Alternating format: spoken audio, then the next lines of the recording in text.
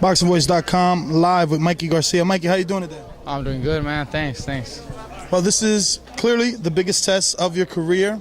You're on the main stage, main event, and you're facing a great champion, one that's proven himself. I mean, he's had two great Fight of the Year candidates with Juan Manuel Lopez. What's going through your mind? Any nerves, any jitters?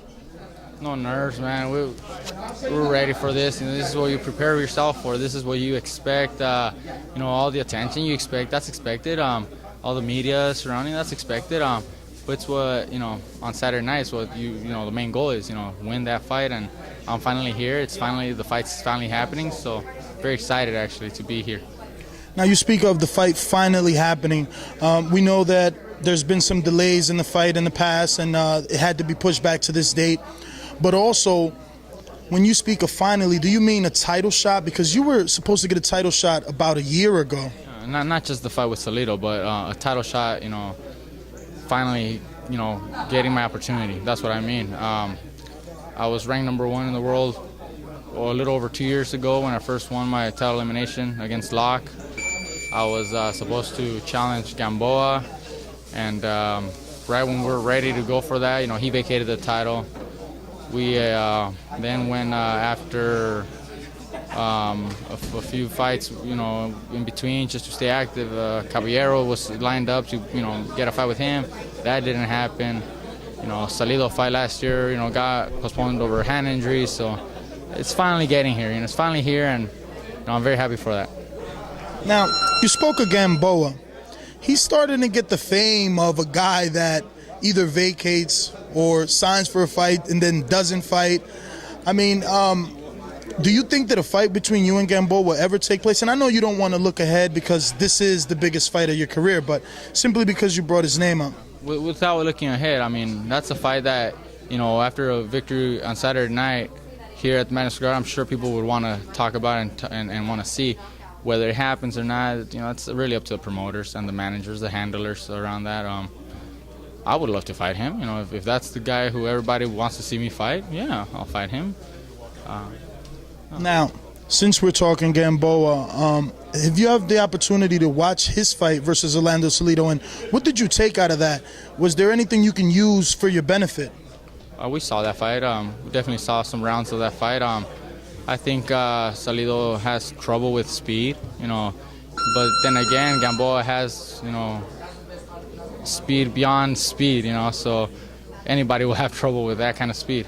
But I still feel that, speed is a factor that Salido has trouble with.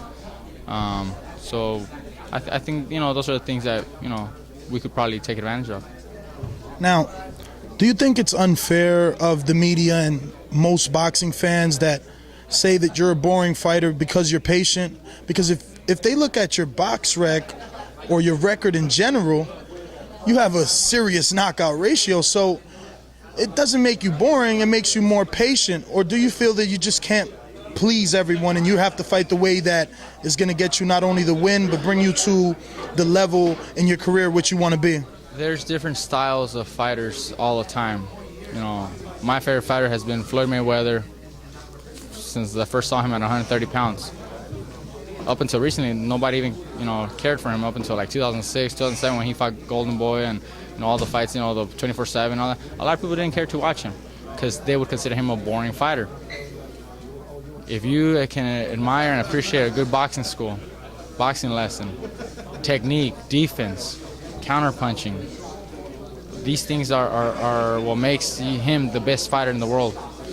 Now with me, if they don't like to see me, be methodical, be patient, be, systematic, it's just not their cup of tea. That's fine. I don't have to satisfy everybody. I got fans that I do admire and appreciate, and the knockouts do come. I do have power, so that's always very surprising when the knockout comes and everybody's happy. Now, Orlando Salido is known to be a come-forward guy, rough, throws a lot of punches, a lot of looping shots. Do you think that fits right into your style because you're such a great counterpuncher? It could. It could. He could come in a little reckless sometimes, and I could take advantage of that. But I also got to be very careful, because he's always very dangerous. He's dangerous not only with power in his hands, but dangerous because he never gives up. His will and determination to win is always there, no matter how the fight is turning around or how he's going. If he gets dropped, he gets right back up and still finishes the fight strong and upsets some of the guys. So I got to be careful for that. But if the opportunity is there to counter him or to beat him, every time he misses, with an overhand right or left hook or whatever, I'm gonna try to take advantage of that. What's your prediction for this fight? Do you look at it going the distance? Clearly, that's something you train for. But in the back of your mind, do you have a specific round in which you think you're gonna knock him out?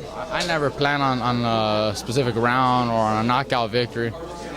I fight, for 12 rounds. I fight my fight, winning every round till the end. I think this fight could go to the distance, not just because, he may be able to take a punch, but he can also adjust.